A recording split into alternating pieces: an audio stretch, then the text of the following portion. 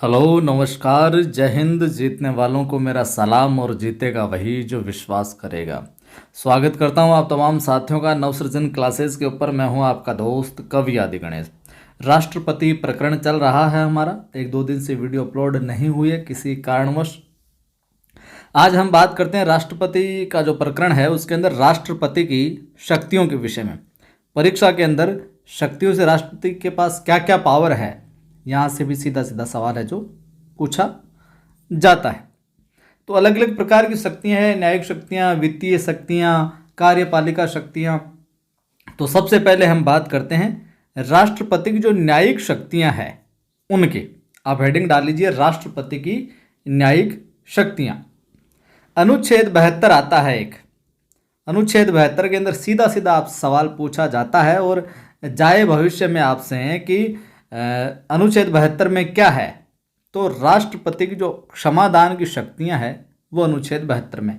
राष्ट्रपति को भैया किसी अपराधी को माफ करने की जो पावर है वो अनुच्छेद 72 में है। और किस किस प्रकार का ये क्षमा कर सकता है, क्षमादान दे सकता है, उनके भी प्रकार हैं। तो ये ध्यान में रखिएगा, अनुच्छेद 72 में है राष्ट्रपति की क्षमादान से संबंधित प्रावधान या शक्तियां। अब देखिए पहला आता है क्षमा। पहला क्या आता है? क्षमा। इसमें क्या होता है? पूर्णतः क्षमा है जो किया जाता है। कोई अपराधी है, अपील होती है राष्ट्रपति के पास में, तो राष्ट्रपति उसके अपराध को पूर्णतः क्षमा कर देता है, अपराध को। दूसरा प्रकरण आता है लघुकरण का।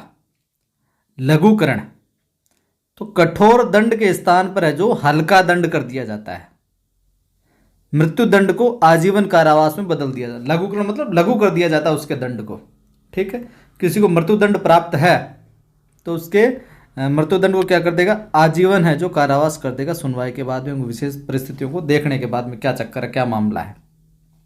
तो पहला क्षमा, यहाँ पर पूर्णतः क्षमा कर दिया जाता है। लघुकरण में दंड कम कर दिया जाता है, मतलब जो बहुत कठोर दंड होता है उसको साधारण दंड में, हल्के दंड में जो परिवर्तित कर दिया जाता है। ठीक है।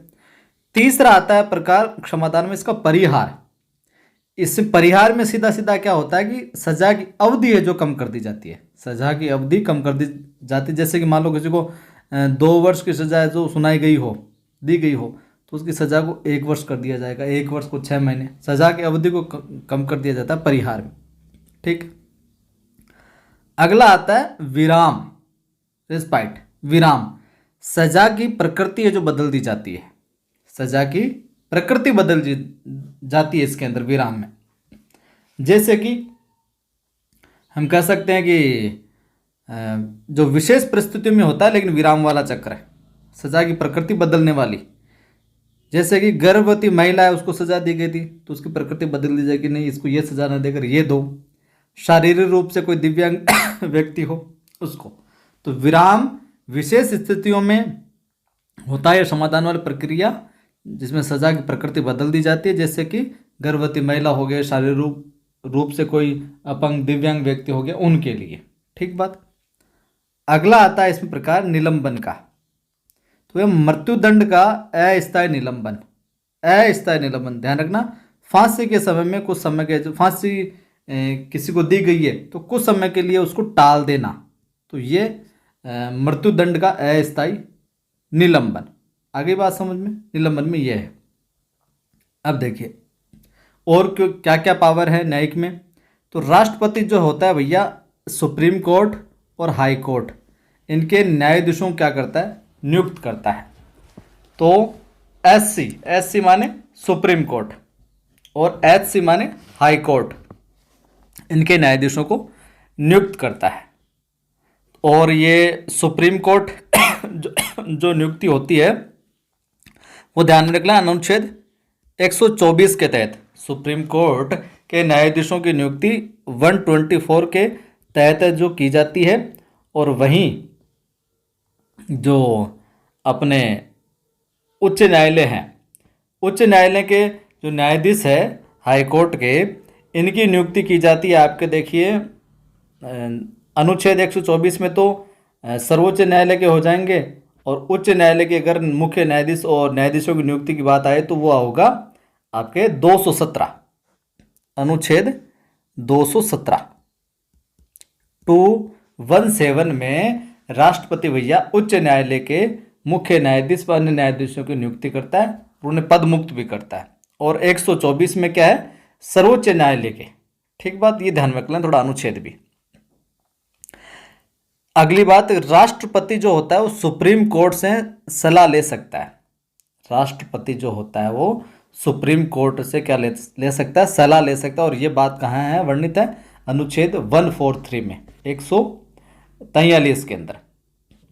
और जो सलाह ले सकता है वो दो मामलों में ले सकता है। जब राष्ट्रपति को लगे क्या, एक तो विधि या तथ्यों का कोई ऐसा प्रश्न उत्पन्न हो गया हो या होने की संभावना हो, तब ले सकता है। या फिर ऐसी प्रकृति का और ऐसे कोई, मान लो कि सार्वजनिक महत्व का कोई टॉपिक हो, मुद्दा हो, उस पर उच्चतम न्यायालय की राय लेना है जो आवश्यक है, तो वह उस प्रश्न को है जो विचारार्थ भेज सकता है कि भैया कोई बात हो तो आपको सुझाव दे सकते हो, सलाह दे सकते हो, तो बताओ। तो ठीक है, राष्ट्रपति सुप्रीम कोर्ट से सलाह है जो ले सकता है अनुच्छेद 143 के तहत। चलिए, वो तो हो गई थी अपने क्या, न्यायिक शक्तियां। अब हम बात करें क्या, राष्ट्रपति की वित्तीय शक्तियों की। राष्ट्रपति की वित्तीय शक्तियों की, तो भारत सरकार का जो वार्षिक वित्तीय बजट राष्ट्रपति के नाम से प्रस्तुत किया जाता है, अनुच्छेद 112। ध्यान में रखना, भारत सरकार जो वार्षिक वित्तीय विवरण का जो बजट है वो राष्ट्रपति के नाम से प्रस्तुत है जो किया जाता है। ठीक है। धन विधेयक राष्ट्रपति की पूर्व अनुमति से ही संसद में प्रस्तुत किया जाता है।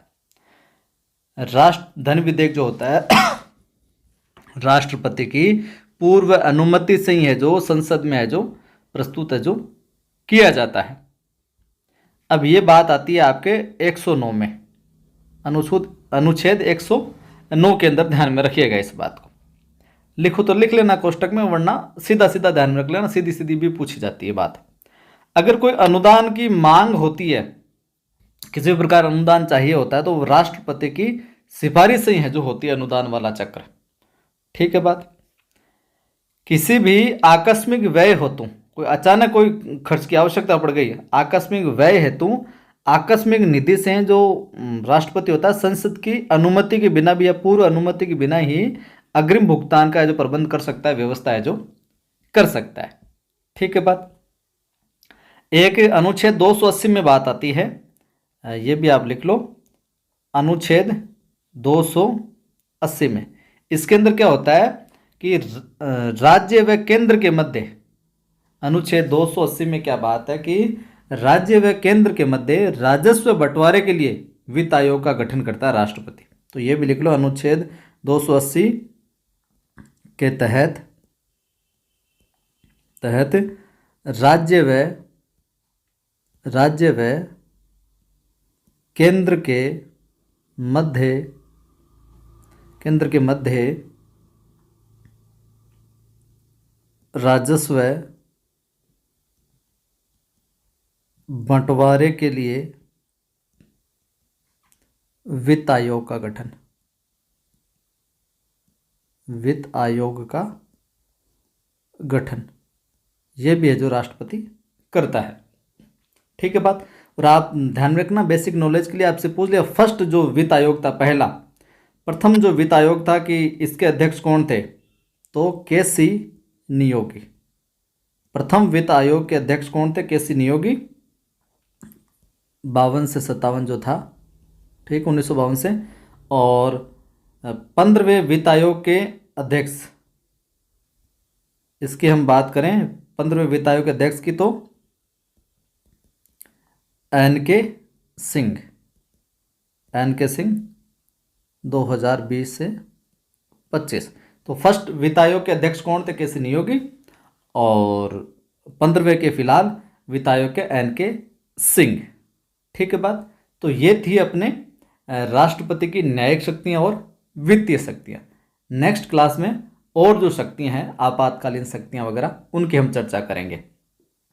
अच्छा लगा ही होगा तो लाइक शेयर जरूर किया करें। पहली बार जो भी साथी देख रहा है, चैनल को सब्सक्राइब कर बेल आइकन क्लिक कर लो, ऑल पर क्लिक कर लो, ताकि हर वीडियो की सूचना मिलती रहे आपको।